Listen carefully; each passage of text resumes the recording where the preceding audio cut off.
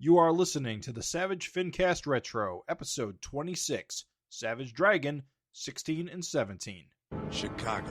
A criminal mastermind called Overlord held our city in his terrifying grip. Ordinary cops were losing the battle against Overlord's super freaks and mutants. Then, a miracle happened. When I found him, he had no memory of his past. I helped him find an identity and a life. Now we have a fighting chance. Now we have the dragon.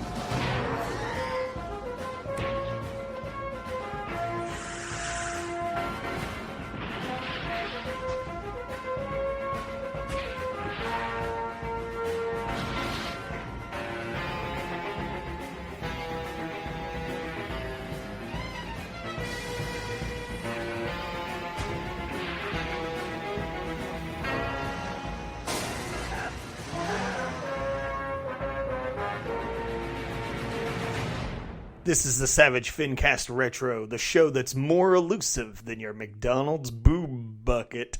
I'm Raven Perez. I'm Jim Purcell. I'm Craig Olson. And were those buckets that hard to find? I don't want to say that they were hard to find for me, but I do live a super size me-esque life. I see. So they might know my name and food preference when I go through the drive-thru, maybe. A boob bucket. Boob bucket. The Savage FINcast Retro is the show that takes you back to the past to read the awesome issues that kick ass. It's Eric Larson, Golden Age Savage Dragon, Freak Force. We got all that good shit going on. We're going to review the things from our youth, our bygone era. And we got some kick-ass primo Golden Age Savage Dragon for you today. Tell them what we got, Jim. We are going to be taking a look at the Savage Dragon issues 16 and 17. These are very classic issues. A ton of classic moments, especially in 16. I think I was 16 or 17 when these came out. January and February of 1995. Ooh, how old was I? 12. I was 12. That was my senior year of high school. I was like 15. So not 16 or 17. I don't think it by this much. I don't think they've introduced Pogs yet. Maybe they have. Maybe I'm slamming I'm Pogs pretty sure right now. Oh yeah, you're slamming Pogs. In Yeah. 1995, you absolutely are. Yeah. As a matter of fact, it's probably losing its appeal by now. Yeah, I would say in 95, Well, Pogs have jumped the shark. I lived in rural New York. They probably hung on a little longer for us. You say that like you're not talking to a dude from southern West Virginia. I had a conversation with someone where they were like, "You don't understand. I'm from the 70s. We had big hair." And I'm like, huh. I was like, "Bitch, we had big hair in the 90s, and we shouldn't have, but we did." We were still in the 70s and the 90s. Well, Oh yes. 70s fashion made a comeback in the 90s. I remember bell bottoms did. were very, very popular again. It just Very never left the briefly. country, Jim. It just never left the country. Bangs, giant bangs, and giant Dolly Parton hair. You guys Still didn't have the Junkos, though? You didn't move into the future? Oh, we had Junkos, meatball chains, hemp necklaces, and yet somehow Fucking hemp necklaces. I'm glad I'm not an accessories guy because I couldn't imagine what I would have looked An like wearing all that accessories guy. shit. Jim, I don't wear necklaces. I don't wear rings. I don't wear fucking neck chokers. You don't wear chokers? No. What's funny is Ones with the I'm hookah not- beads. I was never an accessories guy, except for that period in time, which I totally fucking was. I had fucking the Junko, the big jeans. I had meatball chain, hemp necklace, and I had fucking hair pomade. Chain wallet. What is pomade? It's like hair wax. Oh, okay. So Yeah. you had your hairstyle. Of course, you've got that pompadour look going on. I'm sure you rocked it quite well. It was ridiculous. The I looked like- Steranko Pompadour? Yeah, dude, it was bad. I look like Power Man 5, not 5,000. It's fucking janky. Not good, dude.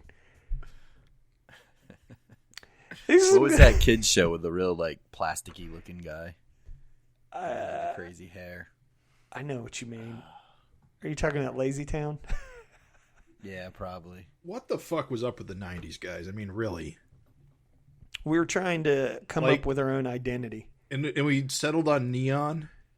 Well, no, they rejected neon. You remember it ended up grunge. Everything dominated into sort of like some weird, and there was a lot of liquid metal, that kind Chromium. of fucking thing. Yeah. Everything got really baggy. Yes. Including our teenage balls. Sorry, that's so stupid. But think about All right. 90s. Everything, here's what's funny is the 90s, think about like comics. Everything was excess. Yeah. And so it was just like, you didn't just have jeans, you had big jeans, you had pipes. But I thought that was supposed to be the 80s. Wasn't the 80s everything excess? That was like- Well, remember, the people making the comics in the 90s grew up in the 80s. And so that's why, in a lot of ways, like Savage Dragon looks very 80s. Right. Looks like Die Hard. Looks like all those... I don't even know how to phrase it. Bangs. Yeah, everyone's got the fucking 80s hair. Everyone's like, Rapture's got like fucking 80s hair. Rapture has big time 80s hair. But thanks a John- little bit of Tina Turner. Yeah. A little bit of Tina Turner in Smasher's there. got 80s hair. Johnson and Rita, they both got fucking hair coming out of their fucking ears. even fucking Skullface has got flowing locks. Skullface's hair that's certainly a statement. That's Damn near bald. Washed up 80s metal dude. Yeah. Like, you imagine he just takes off that suit and he's like, oh, and the gut just hits the floor. Well, fortunately for him, it's invisible. Yeah. Transparent skin. That's his whole deal. Skin visibility, some might say. So, I just want to say, before we start delving into issue 16, I really feel like this issue is where Dragon's really starting to get on a roll. And Oh, really yeah. incorporating everything I love about Dragon. Like, as I was rereading this issue, I'm like, man, there's so much going on in this issue, and there's so many of those like peak Savage Dragon kind of traits that I love in this issue. So I really can't wait to like delve into it and talk about it. But there's so much. I forgot how great an issue this is. It really is. This is terrific issue. Dude, this is an incredible issue. I mean, with all those newspaper articles. Yeah, Right, it's a right. strange thing too. It's like he's never done that before or since. Yeah. And I was laughing because I was just saying, like, if you stop and read those articles, they're actually written out. And, like, these days, it would just be like, Epsom Lorum, Blepsum Blorum, you know what I mean? But, like, this is fucking written out. Like, how goddamn long did it take to And write you all these get a articles? lot of good information out of them. Yes. So much. It fleshes out this sequence so much. It's incredible, dude. Did you read them all, Jim? I didn't. No. You're missing out, my man. Too long. Didn't read. Oh, no. You're missing out. Anybody who's listening, dear listeners, they're not just full of, like, bullshit. Like, those articles actually flesh out Skullface and Frank's past. And also don't forget Young Tough. He gets one too. Yeah. Yeah. Yeah. There's But three. they have a past together. It's so crazy. I gotta say, look at the cover. Like Mace's costume design. I always love those kind of like what do they call them? Like the aviator pants that are kind of flared out. It's such a like a weird thing for Eric to decide to do, but it's cool. Yeah. Yeah, it really works when it shouldn't. And it's such a weird costume, like the half costume, like the half shirt, like whatever you want to call it. Yes, dude. But It it's is neat. a choice. It's got the brown belt. We know what it is. It's on the tip of our tongue. What's that Sean Connery movie? Fucking Starts with a Z. Zardoz? Yeah. At any rate, dude, look how hairy Mace is. God damn, dude. I don't know. It's insane. Like, it's an insane costume. It shouldn't look good, but it does. I'm a big fan of like the half mask thing. The Batman without the ears. Yeah. Mm-hmm. And I think when I was rereading this, Mace in this issue feels like a Batman, how Batman would react to Savage Dragon. Right. Sure, absolutely. Of course, he There's doesn't just actually. some- He also doesn't really use a mace. Ball and chain is a different weapon. technically, though, I mean, think of it, all it's missing is like the little wand. Right. Is that what a mace is? Just the spike on a stick, right? On a stick, right? Although actually, Yeah, I the think chain on, is I so think much better. I think the spike ball on the stick is a or wait, which is the Morning Star? Real time research. Morning. Nope. A Morning Star is on a shaft. So the Morning Star is the ball with spikes on a stick, whereas the mace would just be a solid cudgel. Cudgel. Good word, dude. Yeah. I like to use it whenever possible. Yeah. Do you tell the ladies, come over here so we can cudgel? And they're like, okay, thinking they misheard you, and then you just BAM! But Mace is one of those great early dragon He villains. didn't even acknowledge. Yeah, I'm sandbagging you. It's a talent of mine. What a no-sell. Yeah, and yeah, Mace is one of those great early guys. Yeah, And I you know agree. why? And part of the reason why I like him so much, he's also one of those characters that doesn't exist anymore. And not just because he died, but because he literally, because of the way time shenanigans worked, he just doesn't exist in the Savage world. Yeah, Right. And it's just one of those world details that because his history changed, he just wasn't there. His whole person. Yeah. Yeah. there's something badass about a dude that just swings basically a wrecking ball. Yeah. He doesn't. I don't think he has powers. I think he's just Bucky with the chain, ball and chain. Just a fucking, you're gonna die, punk. With the ball and chain. Right. You see a guy swinging a ball, and instead of running, you just, oh no. I mean, he's tough as shit. Yeah. Strong, He's tough like as shit Batman with when he's on the offensive, when he's getting socked by Dragon. Not as tough. right. I bet when he was young tough. Yeah. Maybe his powers. I don't know. Maybe he's a super soldier. I don't know. I love it. Yeah, I love everything. I'm with you guys. This is some classic shit. You know what's one thing while we're still talking about the cover real quick. I'm actually kind of surprised about this. We're getting to the point where Dragon is pretty well established stylistically. Eric has basically kind of his art style has gelled into what we know and love. Yet he still has like 50,000 segments to his fin at this point. Yeah, he hasn't nailed that down yet.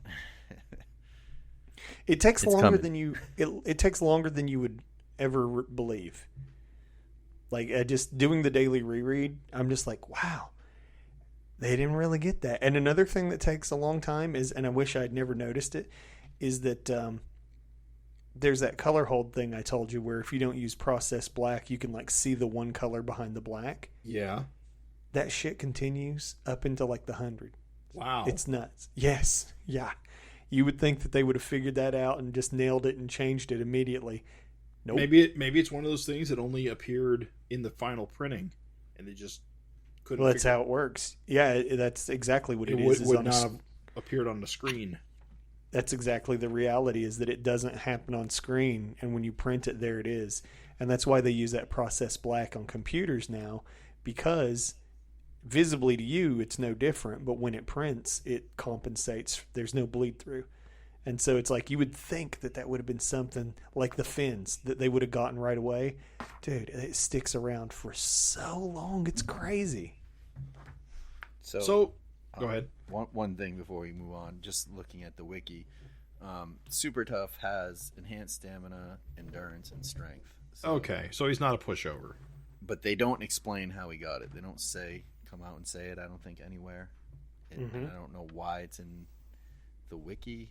I can't see anything in the write-up that explains his origin. But there you go. Since that is left up to our imagination, I will assume that if you are sexual partners with Super Tough long enough, some of his powers rub off on you. There you go. Sexually transmitted superpowers. Perfect. Too many kisses, too many smooches. The injection. That's So right off the bat about this issue, this is one of the best Savage Dragon issues ever, I think. it is. And, Yes. and it's the way it balances not just one iconic fight, but two. Yeah. Because not only Effortlessly. do you get the Dragon versus Mace fight, the possessed Dragon versus Mace fight, but also the Frank versus Skullface fight, and they basically parallel each other throughout the issue. Yeah.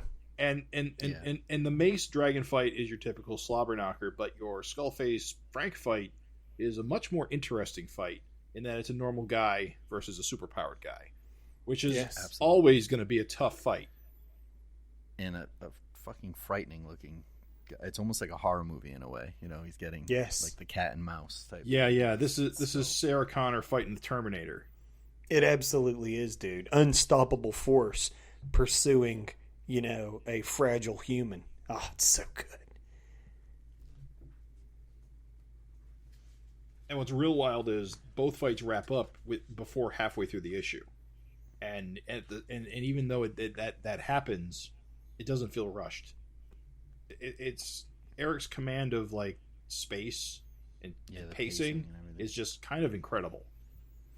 I know what it is, dude. It's like if you don't come up on decompressed action, like Eric is. That's why I always tell people, I'm like, dude, cartoonists, like you have to fucking read Savage Dragon. It's a fucking masterclass in cartooning.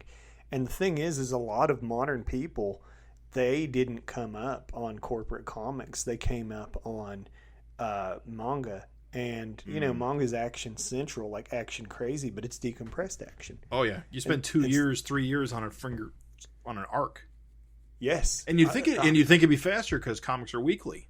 But no, it's longer. Yeah. And the thing is that, like, what Eric shows here is if you have that compressed storytelling down, you can absolutely deliver multiple satisfying fights in, like, half an issue. It's nuts. I mean, it's what I've been saying all along. It's like, dude, you gotta read this book. Like, if you want to respect the art form of comics and cartooning, shit, here it is. Yeah, lots of crazy touches too. Like that just use the format that it just really, I don't know, like this, like just for instance, when Frank smashes Skullface in the face and like his eye is like almost like shattered, but it's like glowing. Mm-hmm. It really doesn't make any sense, but it doesn't have to because it looks cool as shit. You know what I mean? There's no like why should his eye look like that? He's not a robot, but it just looks it just makes it so much freaking cooler. Yeah, and this is the way the like rays of light are shooting out of it. Yeah, it's cool. I don't know. Like that's one of the things in this issue that I remember that like, stuck with me when I went to open it up. It's like, oh yeah, it's that issue with that panel. Mm-hmm. Yeah, it's crazy. It's iconic visuals, like page after page of iconic visuals.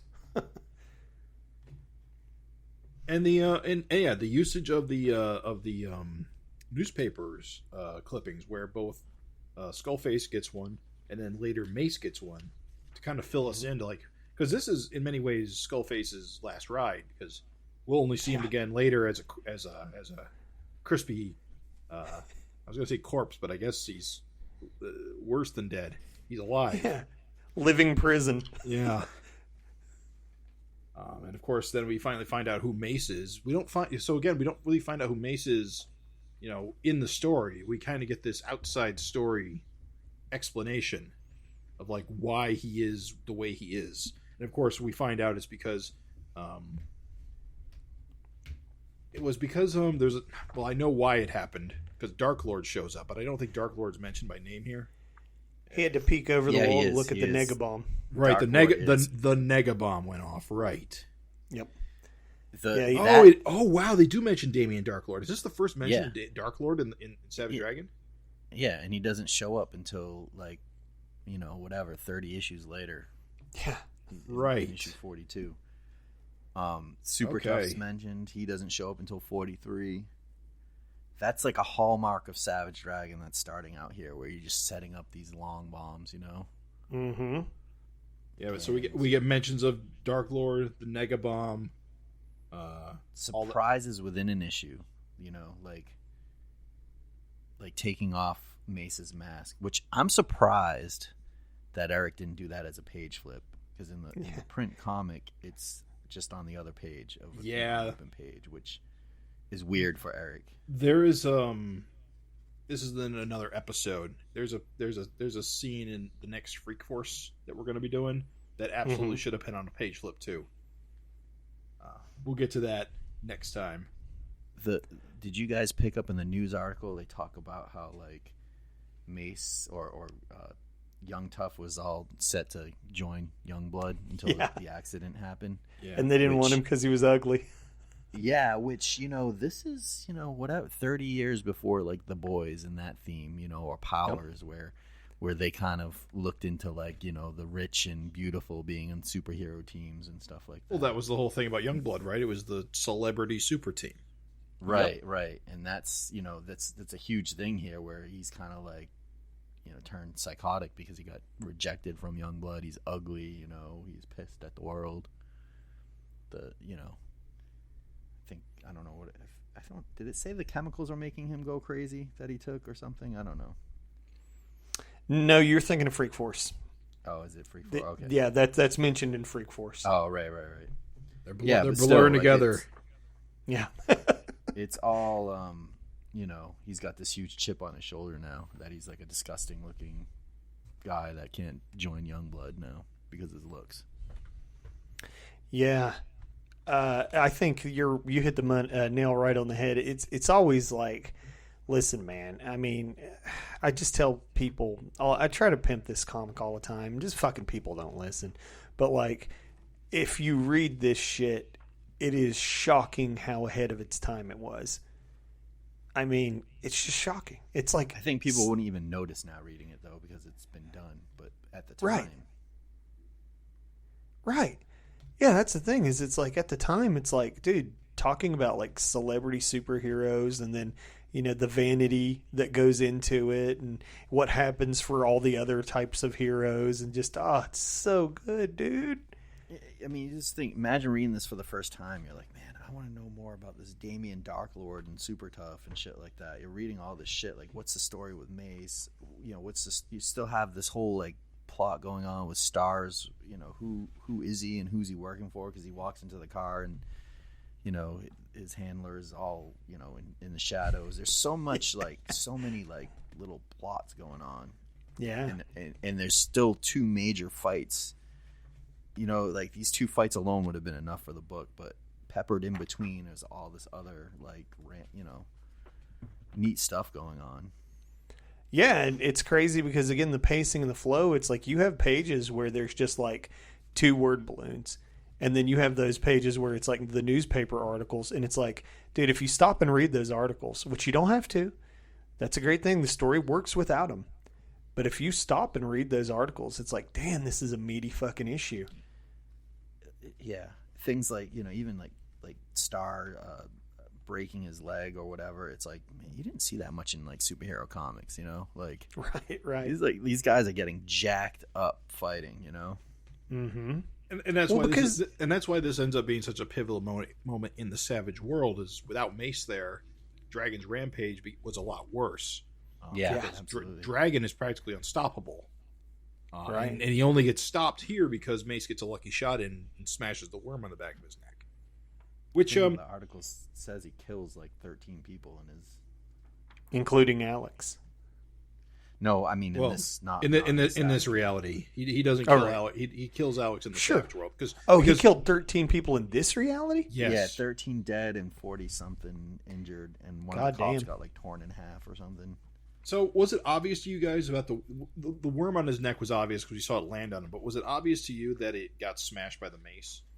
Yes. Okay, because you get the squitch sound effect when it happens. You not only get the squitch sound effect, but there's a coloring effect too. Yeah. Like that panel has like hold on, let me look at like a highlighted, like the yellow highlighted from the impact. And so it's got the squitch, it's got the yellow. It's like if you didn't realize he's not just getting hit, it's like, well, learn to read comics, stupid. You know what I mean? Yeah. Get with the times, dumb shit. The coloring on this is incredible too. And it's on the good paper. And so here's this issue that is from fucking 1995. And dude, it looks as good as if it was printed last week. It's beautiful. It's a beautiful issue. Very nice. Just the blood. Like, what's funny is we've talked about this during these retros, but some of these early computer colored things, there were some dodgy gambles. They didn't all pay off. But like, dude, this issue, I don't see awkward coloring. Yeah, because they use the dodge tool. Never mind. I was making a joke. Didn't work. I get it. It's just great use of colors. Like, yes. Like Skullface when he's jumping on one of the panels, and like he's all kind of knocked out in that red color. Like, you almost get the thought that the eye is like illuminating everything. Well, you mentioned horror, and it's like, dude, you're selling it. You're so correct. Like the way the like rain is sweeping everywhere, and like lightning everywhere, yeah. And then like you said, like that vision of him coming at you with his hands, and he's in red, and the effect of the burst from the eye is going even through the silhouettes of his body. You nailed it. Horror vibes. Like, here's this horror fight happening during this superhero like slugfest. Ah, it's so good, dude. Right. Frank backed up against the edge of the building, like, oh shit, nowhere to go. Mm-hmm. Or you think nowhere to go, but Frank obviously has this planned out. Stay back, I got a little lighter. I mean, to be fair, I don't know if he had it planned out exactly. He did. That's what the lighter's for. If you read a dialogue at the end of the fight, which we'll get. He says he knew. I guess he knew the tanker truck was there. He knew it. He put up a good fight, but I knew the territory and you didn't, so I won. So he was setting him up to dive at him so that he would hit the tanker. Right. That's why he had the lighter. It's foreshadowing. It's like, yeah, he's got him. Do you believe that this lighter would stay lit the entire way down? Yeah, it's a little much, but we'll Isn't go with the fantasy. It's not a Zippo, is it? It's a Bic. It's a Bic, yeah. Yeah, at least that's what it looks like. Can you imagine Frank had all that good planning and then threw a fucking Bic? Tell you what, though, for all that, like, having a fight scene where it's not just fisticuffs and, like I think Jim said in the beginning, like a kind of a normal human versus a super freak, and it was a really satisfying fight and kind of like set up kind of ingeniously, It is ingenious, and in fact, it is so funny. I will just say this. I'm doing the 30-year reread, daily reread, issue reread, where every day I read a different issue, and the only criticism I can levy at Savage Dragon's action is that quite often there's not what you call any kind of puzzle element to the fight, right?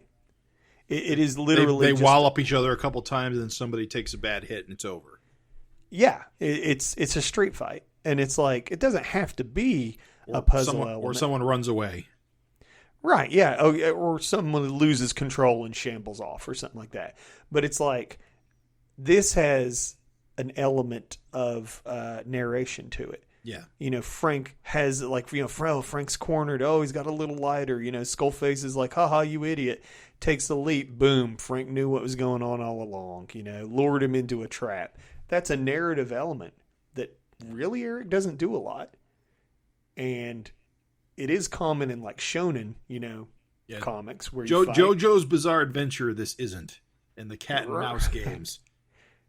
Right, but that being said, that's what makes this fight so fantastic. Because it is that. It has that Batman style. Batman has that, where Batman's just hopelessly outclassed and he outwits the guy. Right. And it's kind of like this fight between Frank and Skullface has that Batman element. Right. It's cool. It's cool. It's special even among all the issues of Dragon. It's pretty special. Before we go on to the second part of this story, what do you think of this Proton Jerry Ordway poster? Did that ever become anything? So here's the thing. I done fucked up. Jerry Ordway was at Terrificon this year with copies of a new issue of Proton. Apparently, there are 2 issues of Proton.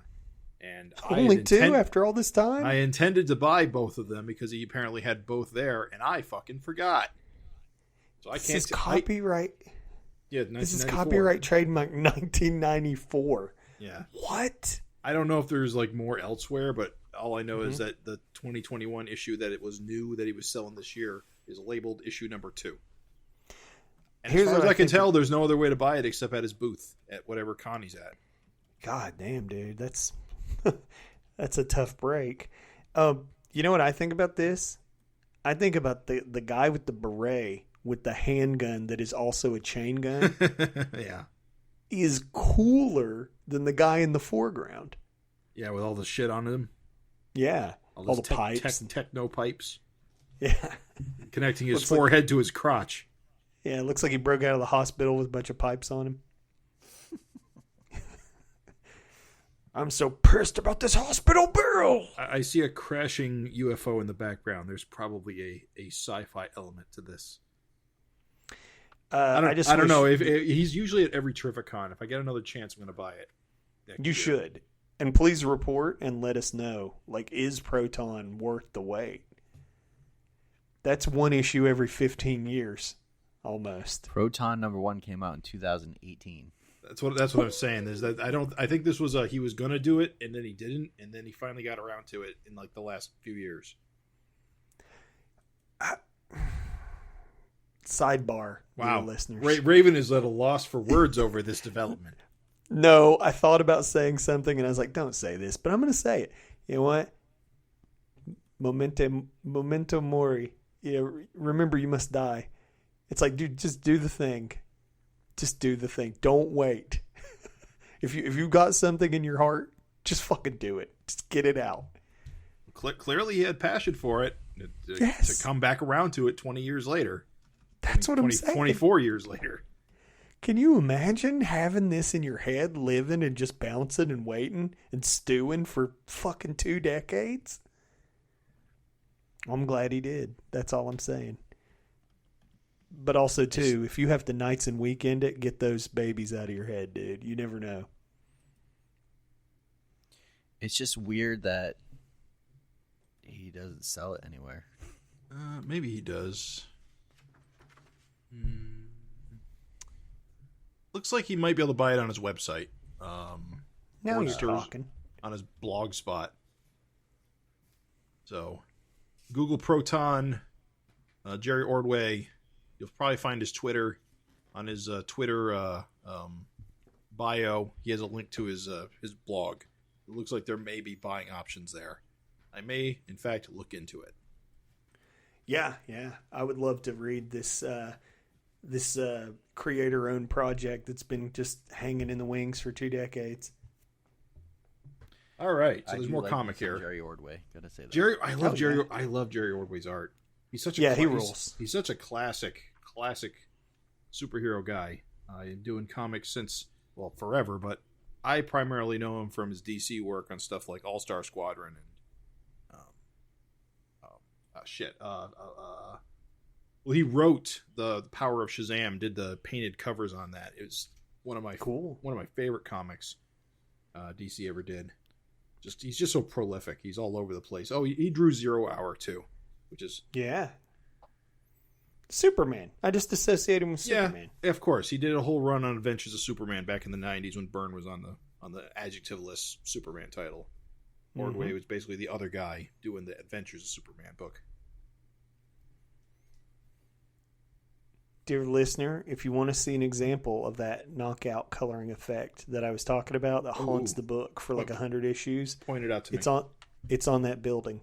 On which like building? The building that he's tossing after the poster. After don't the be dead, poster? don't be dead, don't be dead, don't be dead. That panel.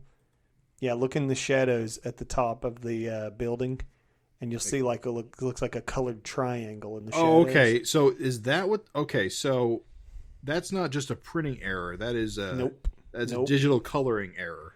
Yep. So what you have, I've seen that in other comics of the era, where you'll see a hard black area, but you'll also see that kind of halo around it. Here's what I don't know. I don't know how comics used to be colored. Right. But I do know that this is a computer problem. Like as soon as they started doing that, like computer separating, the whole reason that that's a triangle there is because somebody was using like a lasso tool in Photoshop or something. They probably have a whole thing of the brown on a layer underneath the black, and that's exactly printing through. That's exactly what it is. Because the thing is that this is just straight K. It's just regular black ink. And it's not like a processed black. It's like a mix of all four, which would hide that triangle. But instead, you've just got straight black ink. And so when you print anything underneath it, obviously it prints more rich and more dark, and it pops it out.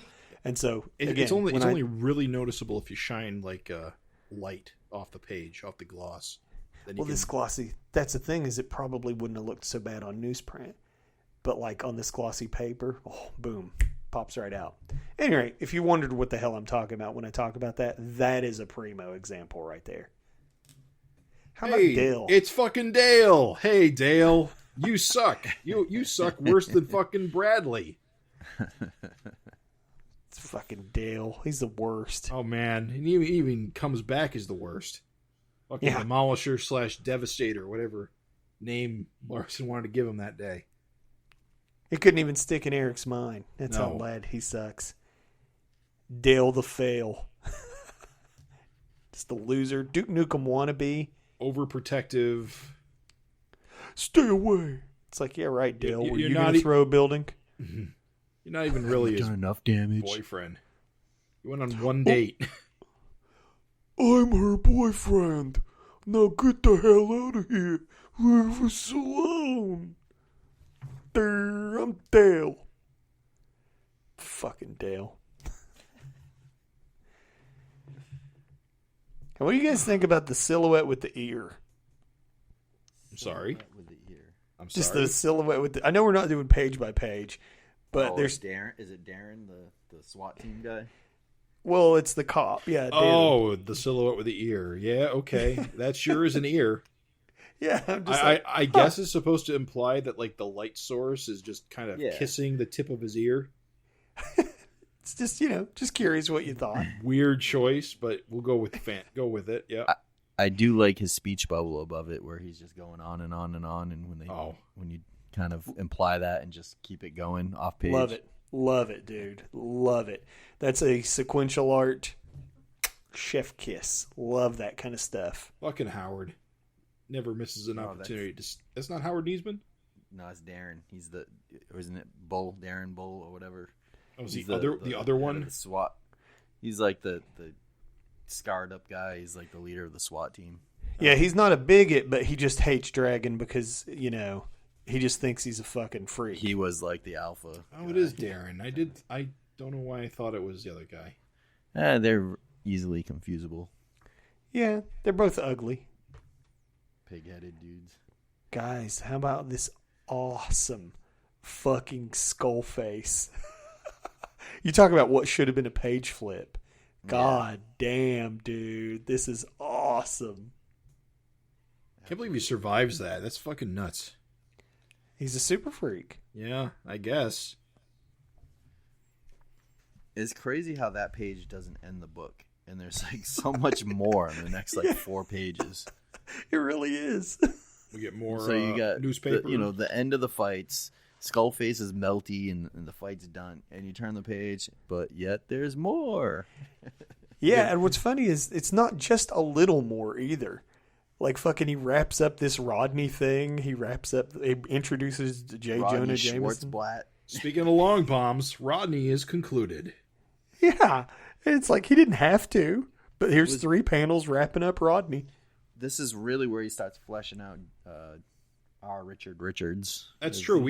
I don't recall him being a character at all before this point. He just kind of comes out as like the J. Jonah Jameson type suddenly. Mm-hmm. Which is great because it's like the newspapers. Like it just ties right into like this theme of newspapers. Here comes Newspaper Man, basically. Yeah, so he kind of appeared off and on. He was in 6, 8, 10, and 15, but not really. Was he used more extensively in the cartoon? I seem to recall he might have been. I think so. I mean, he's just basically J. Jonah Jameson. It's kind of feels a bit more kind of funny, but it gets old. I think Eric kind of figured that and wrapped it up fast after a while. I think it's a little bit more earned here because Dragon did go on a rampage. It's not like Jonah making up shit about Spider-Man. Right. Oh yeah, you're totally right, dude. Like the thing is it makes more sense for our Richards to hate Dragon than it ever made for J. Jonah Jameson to hate Spider-Man. And I know there was the whole, my son's a hero, he's an astronaut. It's like, dude, it's so far-fetched. Yeah. Like for him to fucking be that crazy over it. Like, this makes sense. Like, that really doesn't. Dude, and one of the things I love about, Dragon is just, especially in the kind of these, once it started gelling, so like from this issue on through like the 40s where it really got just a comedic effect. So like those 4 skinny panels where, for the listeners, is Dragon talking to, what's his name? Johnson.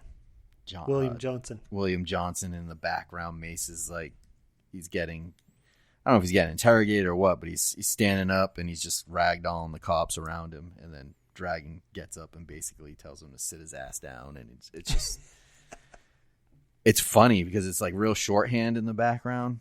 Yep. He's got, but it's so expressive. There's something about his face that reminds me of something. He's like, I guess like Guy and Dutter. Yeah. I love when Eric does that kind of shorthand in the background, though. It's, I don't know. It's just funny. Yeah, no, they're small figures, but like you said, they're full of personality. I mean, it's fantastic. Like, dudes, here's the thing. If you want to talk about Savage Dragon, it's this spread here. You got, let's do the math real quick. You got 2 panels introducing a character who has fucking beef against fucking Dragon. You got a 3rd panel introducing, or 1, 2, 3 panels across the 2 pages that wrap up the Rodney Greenblatt, like the fake Dragon subplot. Then you got 4 more panels where not only is William Johnson dropping exposition about Skullface, and Youngblood, and like Skullface, Youngblood, aliens invade New York. That's what's going on in Freak Force. Right. So he's like, in these 4 panels, it's like dropping like, stuff for other issues or whatever else. But then on top of that, there's this like 4-page gag. Like, dude, you talk about like compressed storytelling master. God damn, dude, here it is. Like, it's these 2 pages right here. All the work being done on these 2 pages. It's insane. Yep. You can't handle it, Bendis. You couldn't do it. Oh, man, on the stories I could tell about how much he can't. And then, if you thought you were getting away from at least a panel of spiciness in Savage Dragon, you were wrong. Because you get some Rapture Dragon shots. Yeah. Just casually reading a book in bed. No hanky-panky. Cheesecake and beefcake all at once. Dragons on the phone like one of those pinup girls. It's funny too. 1995. It's like old school landline phone. We have not invented cordless phones yet. Right. Yep. And then another villain is kind of introduced, right? Like, we don't know yet what the hell this is about. Have to put Eric on blast now. This page, the second from the last page of the issue, is awful. Okay, for tangents. That's to clarify. That's a bit rough, but it's just the layout is just so not what I associate with Eric.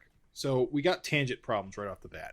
So you see, whoever this is, Mystery, the Fiend. Fiend, Sorry. Yeah, talking with her, her red word balloons. You see, and your eye follows her hair, which leads you directly into the panel, the small panel on the right, which is not where your eye is supposed to go. Your eye is supposed to continue down to the other red text under her, and then you're supposed to go to you're supposed to go back up to that top right panel. Then go down 2, and then go to the left, and then across 3. Yeah, it breaks the invisible Z. Oh, oh boy, does it! But the left to right Z. But if it wasn't for that hair tangent from her hair going from the big panel to the little panel, I don't know if it would have been as bad. Yeah, I mean, there's a couple of things going on this page. Just like, look at this page, not knowing what you already know about Dragon. You see like this Fiend character, and then you see all these small panels, and you just kind of, I think, assume it's the same character almost. But, obviously the text boxes are different looking, but you don't know, like, this is the first time, you're seeing Horde. So when you see that hand on that page, to me, I think that's the Fiend's hand. Right. Right. But then But it's when you not. turn the page, you're like, wait a minute, this is someone else talking. Because then you see that those word bubbles look the same as the page before that Horde is saying. You're like, oh, that's not the same character talking. Right. Right. There's two different villains talking on the same page. And it's kind of mind-blowing because now you're like, all right, now we're getting introduced to this like fat ghoulish creature that's floating, and now I'm turning the page and there's some other creature. Are they working together? What the hell is going on? Like, Yeah, dude. And again, let's this 1, 2, 3, 4. In like 4 pages, he's introduced 3 new villains. He has R.R. Richards, Fiend, and Horde. reintroducing a Fiend, new form. Yeah, for reintroducing Fiend. Right. yeah, I mean, R.R. Richards has been around, but he's kind of just getting more of the center stage. But yeah, I mean, 3 villains in 4 pages are kind of coming out of the woodwork, Right. and it's like, what's going on here? Yeah, dude, it's wild. It's wild as shit. I mean, And you're seeing that Horde is made up of these worms, so it's tying into what just happened to Dragon. Right. I don't know. It's crazy. So he's It felt- is. This issue is so good. It's compressed storytelling at its finest, dude. I mean, it's fan-fucking-tastic. This is why, listen, I'm sorry, I had some friends that were arguing that, like, the monthly issue format needs to go away. Oh my god, And that I'm like, argument. I told him, I said, it's not the format's fault that you only buy comics that don't know how to use it.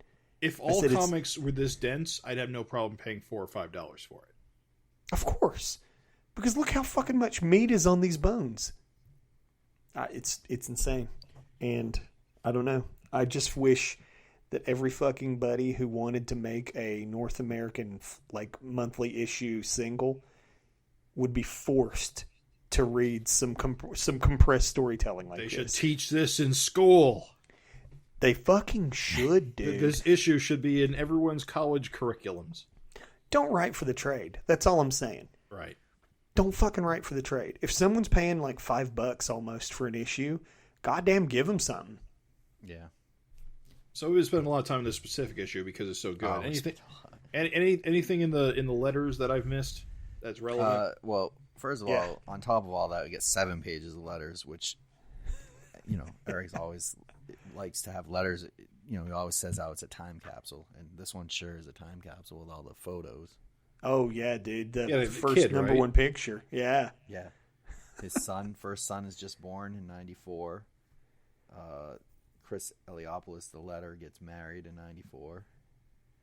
And Colorist married. the colorist, Ruben Rude gets married as well.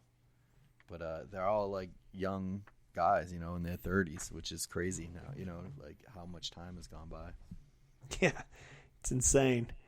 So many letters limits our ads in this issue. All we get is a big back cover ad for the Dragon Blood and Guts miniseries, which we will be covering at a future date. This issue had the Comic Buyer's Guide Awards. Oh yeah, that was on the back of the poster, wasn't it? Yes. Yeah, that was what was it 1994 Fan Awards. Cut it out and mail it in. I also want to say compliment the letters for almost every single page has art. Yeah. Fan So art, every yeah. like fan art on almost every single page of the letters. I mean, it's nuts, dude. You get so much. Baby Dragon. Artist unknown. Yeah. No one wanted to take credit for that one. My favorite guy is this Sylvester D. Cat. Yep. He's It's got just like, a lot of rendering going on. What the heck's that little tiny hammer? I don't know, dude. It's Look at the tiny incredible. hammer. Oh, he's beating up Santa Claus, too. There's a lot going on in this. Yeah. Muscles on muscles.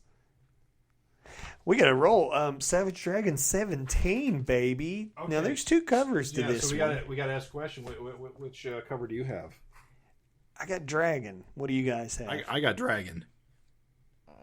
I'm a completist, so I have both. Well, I have not been able to find the other in the wild, or else I would also have both. But fortunately, Eric is kind enough to reprint the alternate cover on the inside back cover. So I got to say the ass and tit cover is probably superior. It is. It's fantastic. Yeah, it's a weird dragon pose, kind of. Yeah. It is. It's a weird dragon pose. I mean, he's jumping off of something while shooting guns. Yeah. It's an action man pose. I mean, what is he jumping from? What is he jumping into? Flames. Fire. Fire. It's weird. It's weird when you put them together that they don't really go They together. don't? I thought that was the idea. I guess. No, they're just, they're like backwards. Maybe they do. I don't know. Like Rapture's hair doesn't show up on the other cover. No, you're right. The fire kind of like converges, kind of weirdly. Yeah, it's more like it's inverted. The flames just go in a different direction. Yeah. But yeah, you're right. They don't actually connect at all. He was banking on you not knowing. Was this his first variant cover? That I can recall. That wasn't like, the miniseries with like the different color logos. But Yeah. I'm trying to think. I feel like it is. Yeah, I think so too. So this issue kind of kicks us off with She-Dragon, who's going to be becoming more and more important as this series goes on through these years. Can I just say? Yeah, go ahead. I'm sorry. Can I just say that her staring at the Fiend looking through the window means that there are officially 3 motherfuckers lurking outside that window? Yep, there are. Everybody. They all want to look. I mean, everybody look. If you knew Dragon and Rapture were in there naked, wouldn't you? I would. John Day was looking too. So we get this is this the first time we hear? Sorry, Jim. Well, that's what I was getting into. Is that we open up with She-Dragon and she's talking to herself, which I can only assume is Eric making a reference to Byrne's She-Hulk, because absolutely, dude. Because absolutely, breaking the fourth wall was all Byrne's She-Hulk's like whole gimmick, and here we start out. It seems like she's talking to us, the audience.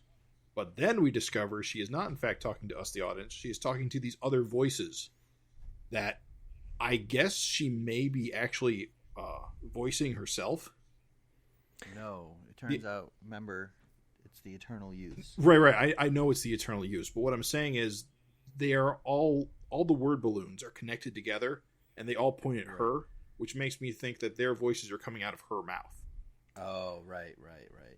It is the way that it is kind of indicated to me too, Jim, because when the Horde is narrating at the end of the previous issue, if you've got a narration over a scene that's disembodied, Eric just puts it in a box. Right. Whereas She-Dragon's extra dialogue is coming out of her mouth.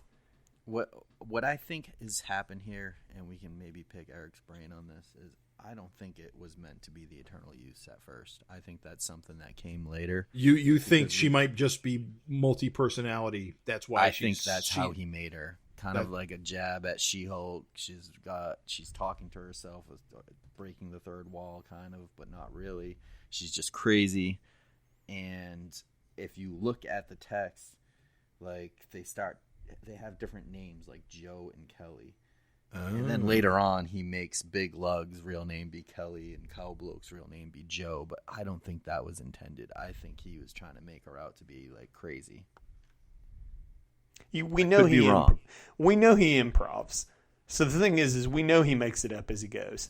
So it's like he could have started this just as a jab at She-Hulk, and then just decided, hey, we can do something else. The only thing I would say about that is I am not familiar enough with Kirby's Forever People, which is who the Eternal Youth I assume are based upon how they look and how they're from Godtown and all that shit. Absolutely. No doubt about it. I'm not sure if they have like color-coded word balloons, and he's referencing that because they're very clear. We can very clearly see that there are 1, 2, 3, 4 different. 5 different word balloons here. So he was just using that to say she's got multiple personalities or something.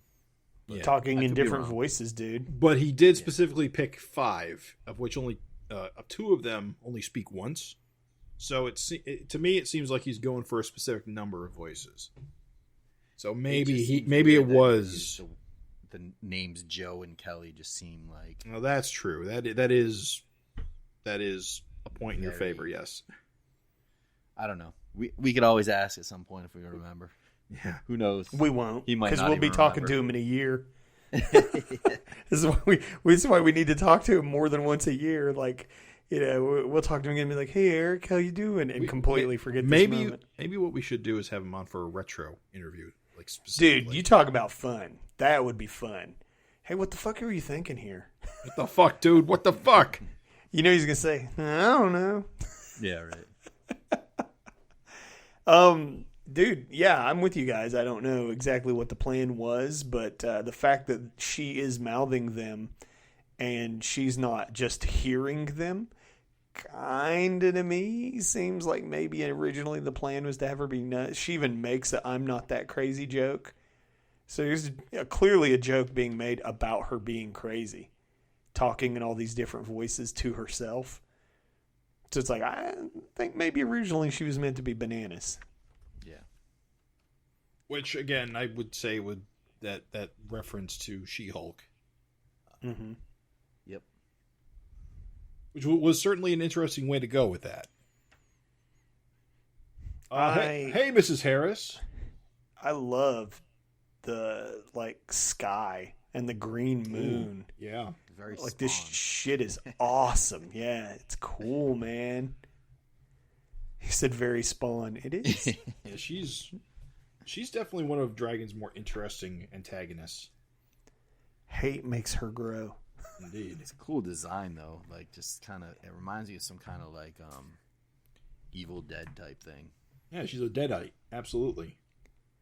With the grandma If she hair. was named Hate Blob, would you like her as much? I don't know. I think it's scarier that she's just called Mrs. Harris.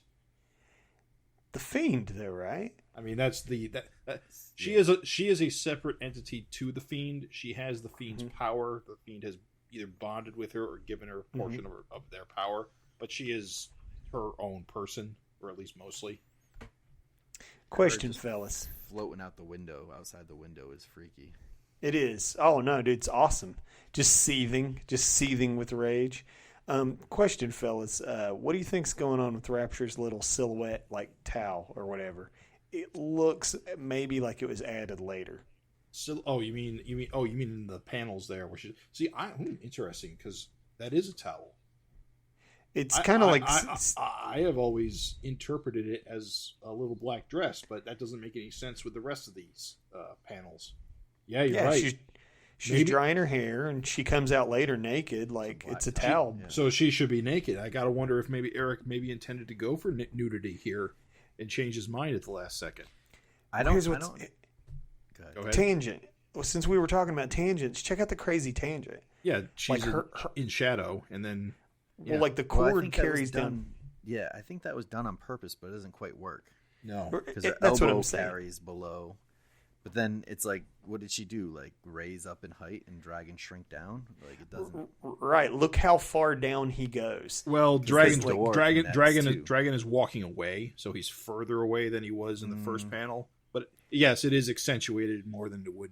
But her elbow is like, yeah, And then it gets doesn't even, quite work. The tangent gets even crazier when you look at, like, at least to my eye, how her legs connect on that bottom panel still yet with the same pose. Oh, that is the same figure. You're right. Yeah, it's supposed to be, but I think so too. The door like connects too, like so it looks like it's one door between the top and the Yes. and the panel. Except It now just doesn't quite Dragon's work. It looks like- tiny. Yes. yeah, like he's just scooching down. He's like, Okay. I'll see you later. This was Bye. Eric definitely had something in mind here that just did not come together. And then he's just like a foot tall on the bottom panel. Yeah. He's further What's away. wrong He's with- further what's away. wrong- He's about a What's wrong mile with- away. Would you get that, honey? See, the door is actually gigantic, and God, I hope the listeners are following along with their comic. Yeah, if they're not listening, this is not going to make any fucking sense at all. But if you are listening and you do have the comic, it's the page right after the empty bed scene where the steam's rolling out of the shower, and it's just, "Oh, dragon, you animal." It's the opposite page is what we're talking about. And like once you see the giant figure of Rapture as one figure, you can't unsee it. It's like tangent fucking mania. It's insane. Well, like I said, he definitely meant to show Rapture as like a full figure and was playing around with the panels, but you can't look at it too hard. It is odd that he put the. I mean, it's not odd that he put her in a towel. It's just that in every single other page, she's implied to be naked. Right. Yeah. Yeah. In fact, she was just lounging around naked before, reading a book. She drops the towel on purpose to like. The way I read it was she drops it on purpose to offend the people outside. I guess what we were saying is it seems like it was added later. Yeah, because I don't think you never see her drop a towel. You see her lean out the door, a dragon here at the bottom of the page, and on the next page you see her step out completely naked.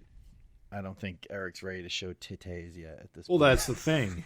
Would he, it seems like this definitely seems like something he definitely would have done today. I've got a theory. You got a theory? You want to hear a theory? I think go. that the black border that was meant to separate the panels originally was hiding her nipples. Right. And I think his face was hiding her crotch. Okay. And I think she was originally naked. Okay, I think that makes you're sense. Right, dude. That's what I think. And I think it was just a fun, playful little like, oh, ha, ha. And I think somebody said, hey, bro, you got to cover this up. And so instead of redrawing the page, he just silhouetted in a towel. And I think the original intent was to have a little Austin Powers, barely covered action. You're right, dude. Why didn't you do that? It would have been better. Because it was 1994, Craig. Yeah, but he has some like stuff that's close like that. I mean, that's true. We did already get the dragon and her in the shower scene, right? That was a few issues ago. Yes. Yeah, that was the one where he got side boob where his arm grew too. Remember? Mm-hmm, yep. And even just the last issue where they're reading the book, she's naked as hell, and he is too. Yeah, you're right. I wonder. Nude, you talk about a thing we need to ask him. We got to remember to ask him that one. Yeah. You gotta maybe post that on. Yeah, it might be worth asking on the Facebook group. Just ask directly. Post the page. I gotta say, Rapture must be very comfortable exposing yourself like that to the public. I had a coworker, of all the damn things, and she was like one of those like hated wearing clothes and only wore them out in public. Right. And she told me when she was at home, even around her child, she would just be nude. And I was just like, oh my God, what? Like, but now the thing was I was about to say me too, but I wouldn't be naked around a child. Well, that's the thing is that part blew my mind too. And I was like, and she was like, I'm just more comfortable. Really? She's like, you live alone, but you don't, get naked like half the time. It's just so much more convenient. I wear extra layers. Like I'm super. Oh. What's funny is I make those comics and people think I'm some kind of slathering. It's dude. Like I giggle when I say the word titmouse. Titmouse. No, I don't walk around naked. Absolutely not. It is liberating. I knew everything smelled like balls for a reason. Just don't cook naked. That's my advice. You say don't sit naked. No, don't cook naked. Oh, yeah. Oh my God, dude. Can I just say something real quick? This is a crazy aside. I'm so sorry. Maybe nobody but me and Jim will give a shit, and maybe nobody will care. But it ties. I'm already out of the equation.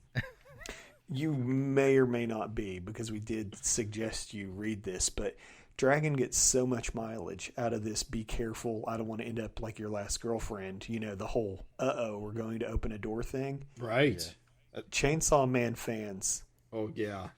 The don't open the door thing is used in Chainsaw Man. Mm-hmm. And bro, it's the exact same. I wonder, who knows? But like, I wonder fucking if there's any influence at all. Because, dude, he uses that whole, what's behind the door, just like Eric did. Eric uses, I didn't realize until the reread, but Eric uses the whole, be careful when you go to answer that door. He uses that shit for like 40 issues. Yeah. And it's usually a callback to Debbie Harris, right? Yes, in some way. Like he's in his apartment right here. Rapture even says, I don't want to end up like your last girlfriend. Yeah, it's a scarring thing. Well, that's the thing. It's the same thing in Chainsaw Man. The writer creates a traumatizing moment with opening a door, and then fucking from the rest of the moment on, when you see a door and someone's behind it just knocking, you're fucking filled with dread. I don't know. I'm just saying parallels. At any rate, Chainsaw Man's very popular. Maybe somebody out there who's also a Savage Dragon fan appreciates that, but I just think it's cool that this was made in 1995 or 94. This is January 94, so it was made in 93. I think this is made in 90. I think it's cool that this was made in in 95, February 95. Oh, okay. So you're talking about the Debbie Harris thing or this issue? Correct. Yeah, 93 was when Debbie Harris started. I think it's so cool that something was made in 1993 and almost the exact same kind of fucking like narrative technique is being used in a popular comic like right now. Like that was made like a year ago. It's just fucking, I don't know, it's awesome. I just think Savage Dragon is fucking so ahead of its time sometimes that it's just fucking wild, dude. Yeah. So, real quick, you both have print copies of this book, right? Yes. I'm looking at it right now. All right, I want you to lift up the corner of the next page, one with Overlord on it, and I want you to lift it up quickly and see the page underneath it, and then flip it back and forth a couple times. Same grid, yep. Same grid. Yep. Same first panel is a close-up of a face. And the bottom panel is a close-up of a face. I mean, otherwise it's different, but I found that interesting that he reuses this same layout and has a couple of different similar. In the page after that, almost. Yeah, yep. Only that one's reversed. It puts the small panels on the left instead of the right. But it starts with a big face panel and. Good observation. Oh, it does start with a big face panel. Yep. Neat. I thought that was neat. That is a good observation. Well, if you want another little weird observation, check out the cop breaking the fourth wall just like She-Dragon. Show's over, move it along. He's looking at us when he says that. Yeah. And granted, we know he's talking to the crowd, but I'm just saying, it's kind of fourth wall breaking. Toying with the form, using the medium, that kind of thing. Man, here's another thing. Like, as you reading this, it's like, all right, forgot, Cyberface was down with the Underground Freaks, and now he kind of bolted. So there's another subplot. It's like, whoa, here's this thing going on. Yeah, this is to remind us that Overlord and Cyberface is still a plot going on. These are things that are still happening. Mm-hmm. Right.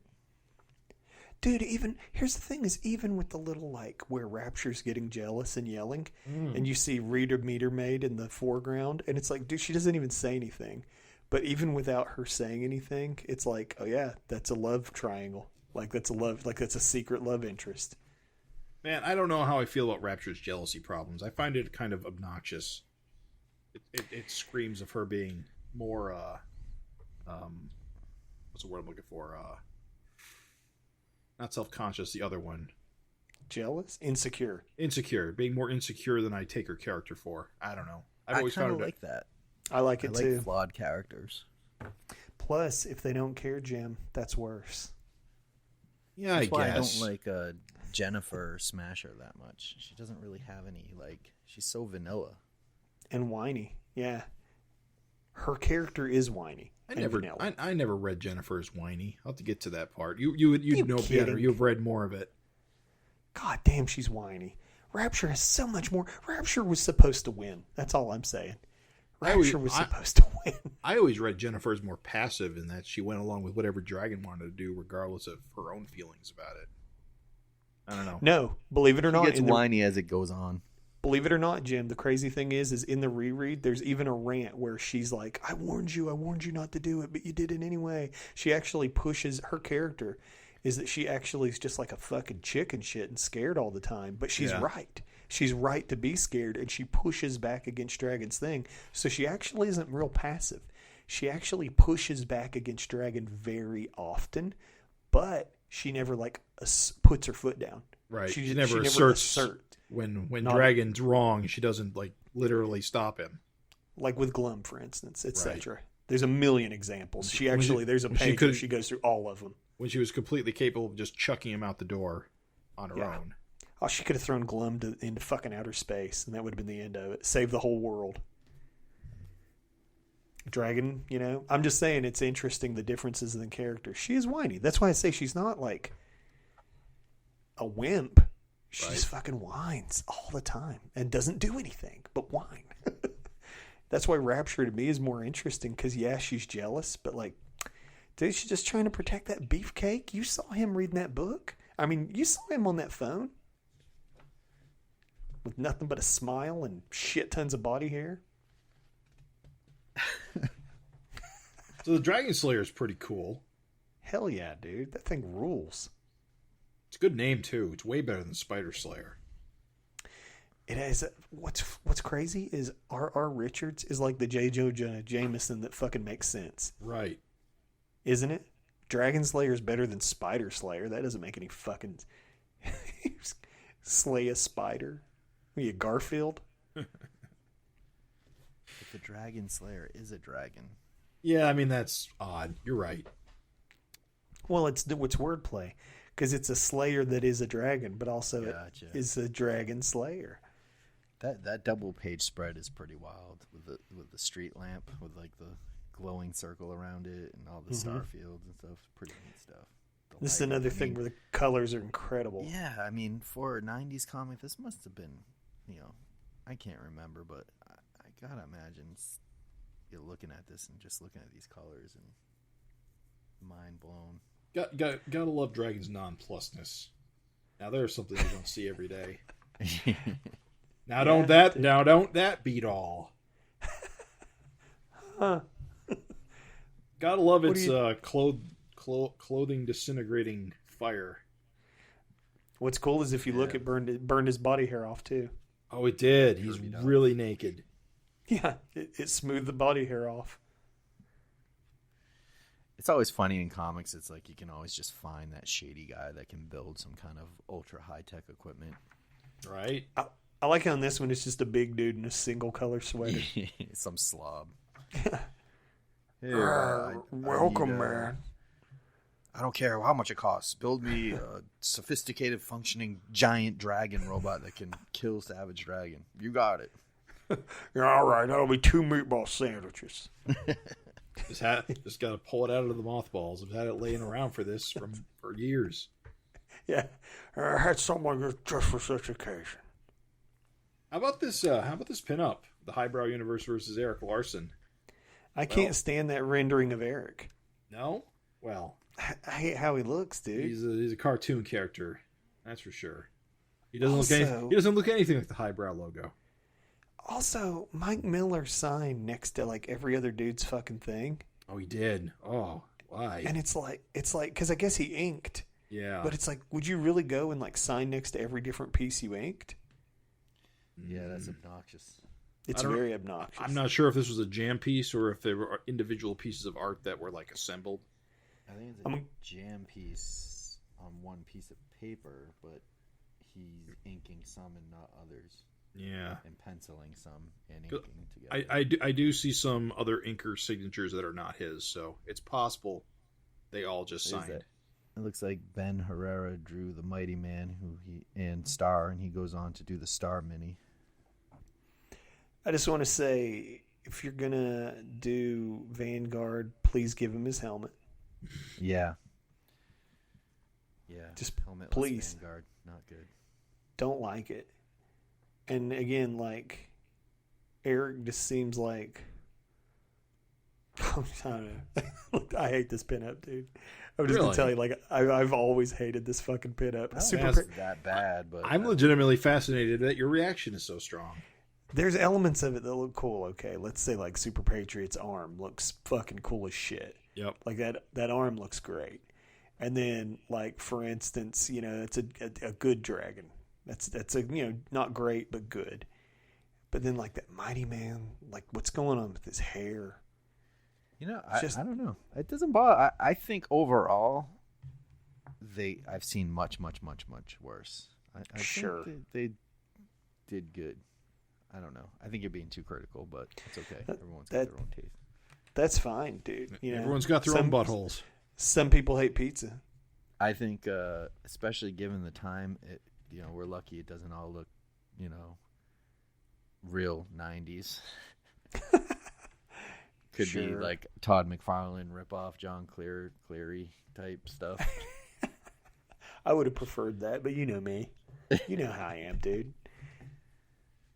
I like that star. I will say that's Super Patriot and Star are 10 out of 10 on this. Hellcat looks good. I think they all look decent. Only Horridus. No one ever gets Horridus right though. No, horrible. You said, yeah, Horridus' face is, again, not great. But again, like Craig said, not everyone does Horridus well. She's a tricky character. Weird tangent of Ricochet looking like she's got like fire coming when it's really just Van's boots. Right. Oh yeah, just shooting out her ass. Yeah. It's just, there's just little things. Yeah, that's always the struggle with the jam piece. Yeah. You got to work with what space you've got. And then look at the tangent on Star's fist, his right fist. It's tangent up against Barbaric's forearm, up against Super Patriot's head. Red on red, and it's just touching the corner of his head. Yeah, you're right. It's red on red, and it's a tangent. Just shit like that. This just drives me wild. It's the fucking four corners right there. It's fucking... Dude, they all came together right there. It's just like, ooh, I hate looking at it. So we get That's a bit... why So we get a bit more with the R.R. Richards, controlling the Dragon Slayer remotely. We get She-Dragon comes on in, and Rapture gets her licks in, gets backhanded, as you do.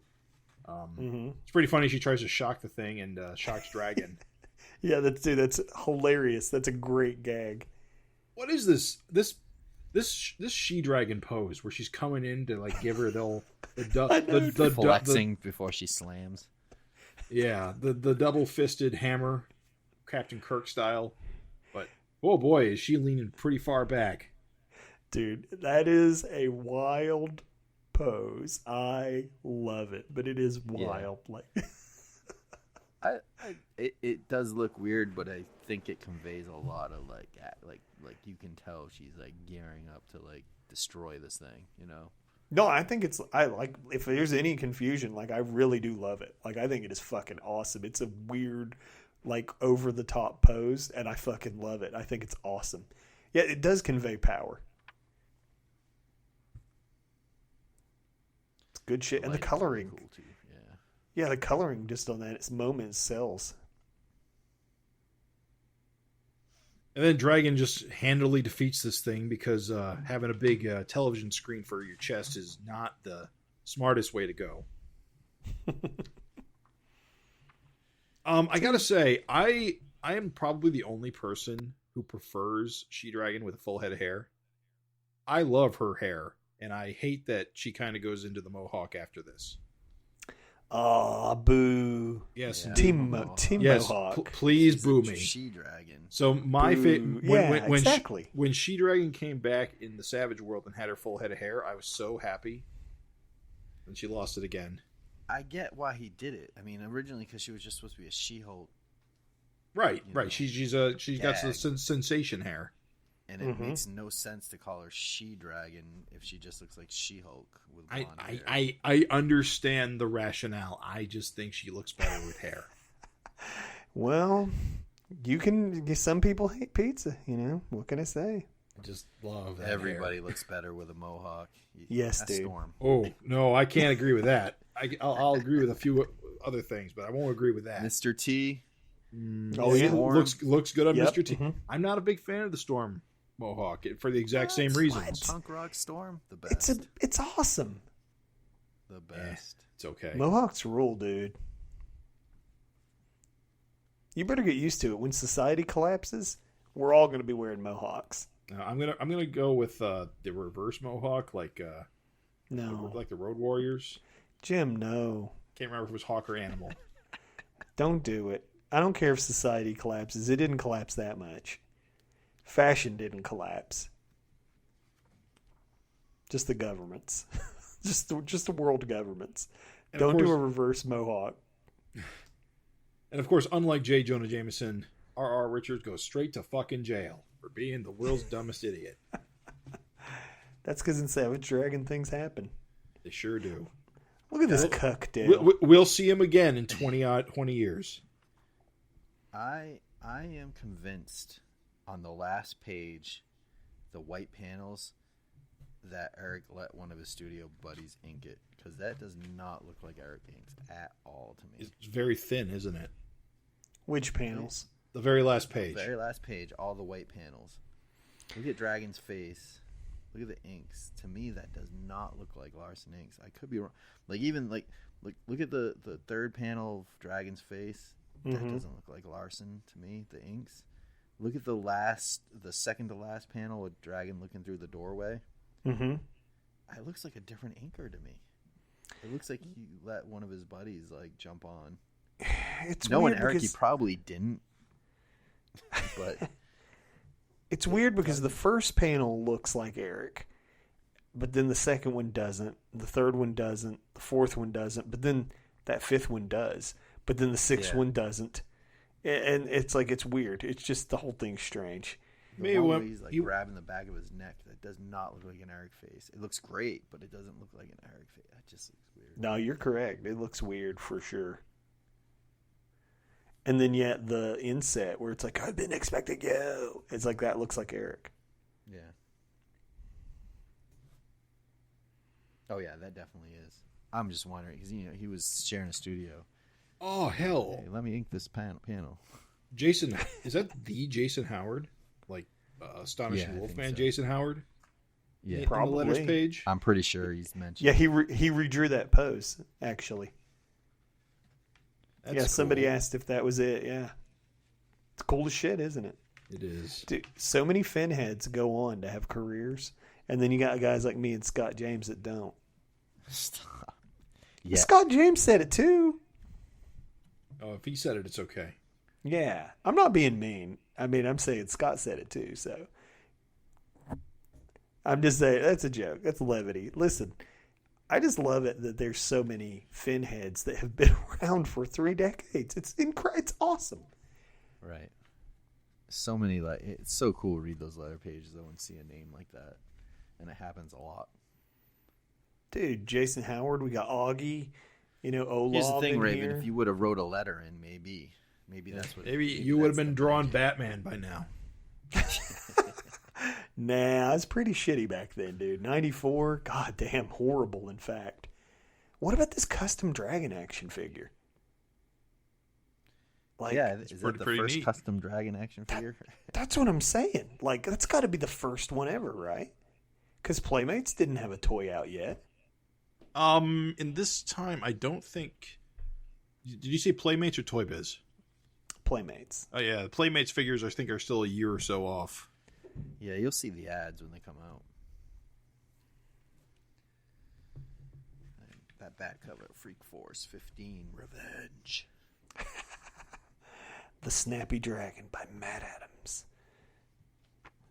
Dude, I do love that Eric included the variant cover just in the back. It's awesome. It's always appreciated when variant covers are presented in some fashion so you can see what they are. Because as it is well documented, I hate variant covers with an undying passion. But I can stomach them more when you get them like this. It looks like these were both printed in the same amount based on what he said. So I don't know why one is 50-50 harder for you to find. It's just not turning up in dollar bins. This copy I got in my hand is pretty banged up. I probably found it somewhere. But haven't had any luck getting the other one. Gotta get it. Gotta find it. Hey guys. Honestly, it's less annoying than the fact that I have the variant cover for $25 and not the regular cover. That's the one that's being elusive on me. 2 pretty incredible fucking issues. I mean, good lord, dude. Yeah.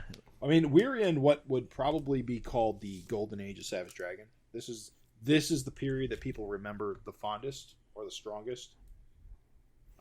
Yeah, I didn't realize how many people fucking hated the Savage World until we hit that point in the daily reread. And then people were like, God damn, I hated the Savage World. And I was like, whoa. Well, it helps when you're raised on it like me. It's all I knew.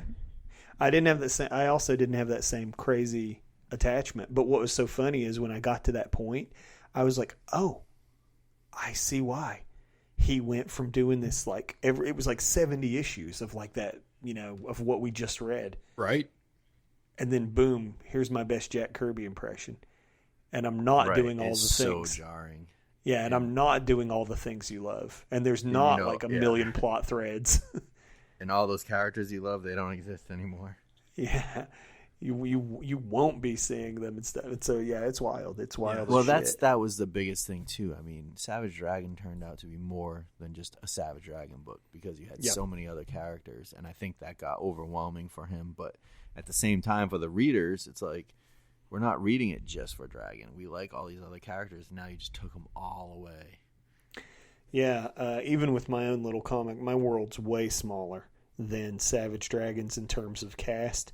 But whenever a character is like not being focused on, dude, people just ask where the other characters are, like nonstop, like all the time. They're like, "What's blah blah doing?" I was like, "Well, they don't exist yet, so Right.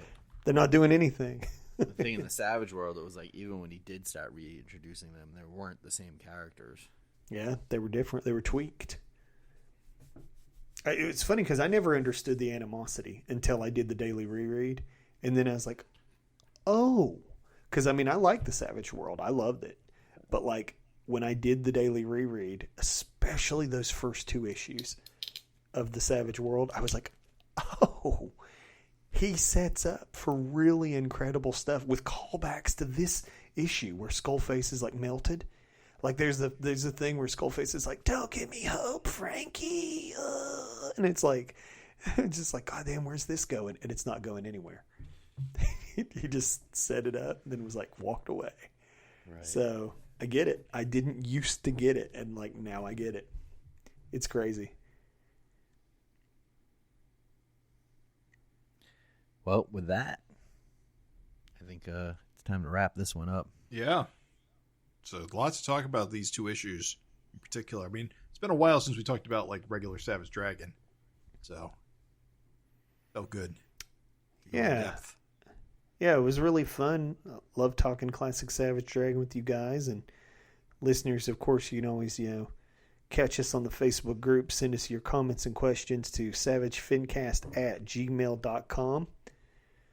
Thank you to my co-hosts, Craig and Jim. Thank you for everybody for listening, and we'll see you next time. See ya. I don't know why I said it that way.